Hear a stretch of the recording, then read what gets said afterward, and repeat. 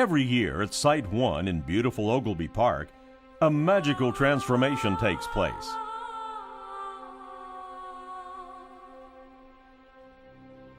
Out of the morning mists, an invading army of Indian warriors and British Rangers appear to attack Fort Henry, and frontiersmen rise to defend it.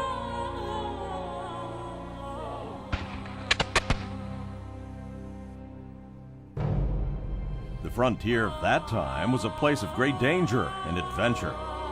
The chance of long life or immediate death rested on a rifle's sights or a tomahawk's edge. Each Labor Day weekend, Fort Henry Days brings those black powder days of gun smoke and glory back to life.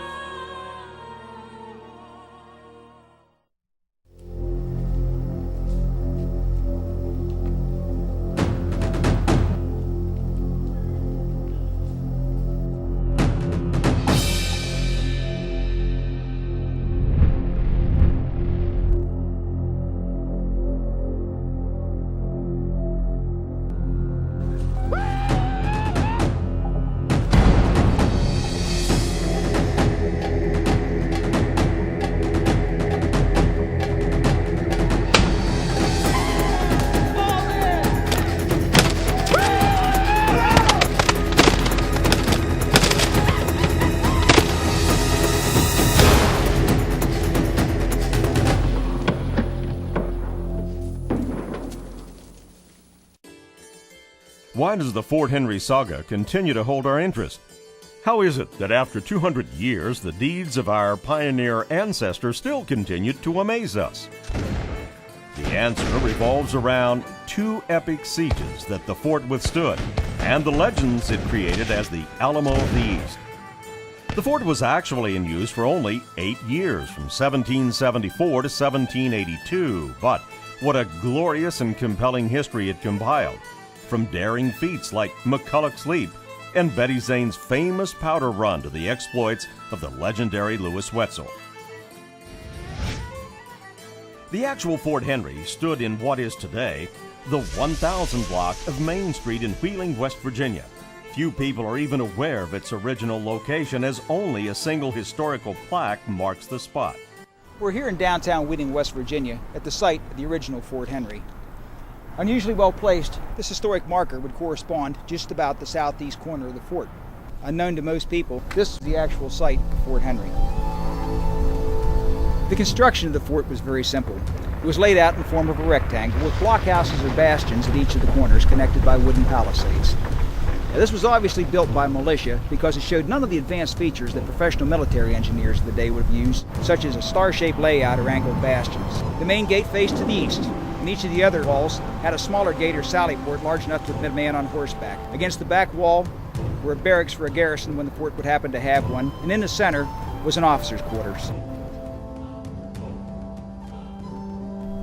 To witness one of Fort Henry's battle siege recreations for the first time is truly emotion-stirring. Reenactors come from as far away as New York and Florida to help recreate the various historic events. I haven't missed a battle since we first started doing the Fort Henry Days, and our first reenactment was in downtown Wheeling, and I have been a participant since the very first battle. We have people that come in that are reenactors from all over the eastern part of the United States, and they are dressed to fill the role. When these reenactors come here, they truly step into their roles. You have Indian reenactors who will act like Indians for the entire weekend, or French traders who will take on that persona. They take that on for the entire weekend. They sleep under the stars or in their small lean-tos. I don't know what you would call it, cultural immersion or role immersion or whatever, but it works. It's a different kind of person that does this reenacting. You really have to have a love for history. I think that the people that really take part in this type of reenactment are the die-hard history buffs, and they take it very seriously. The first siege of Fort Henry started in the early hours of September 1st, 1777.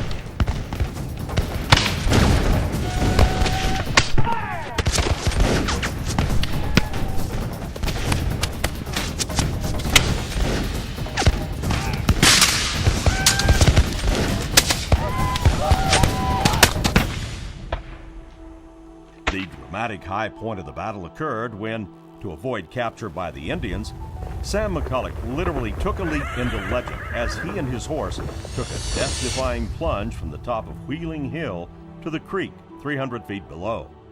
Amazingly, both McCulloch and the fort would survive to fight another day. Memorials commemorating this act of daring still stand at the actual site on the top of Wheeling Hill today. A few years later, during the second siege of Fort Henry on September 11, 1782, a huge force of Indian warriors and British Rangers surrounded the fort.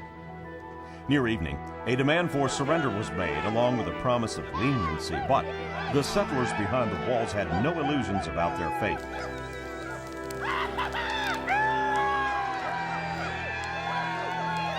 In a gesture worthy of the Alamo, the demand for surrender was answered by a cannon shot, and the battle was engaged.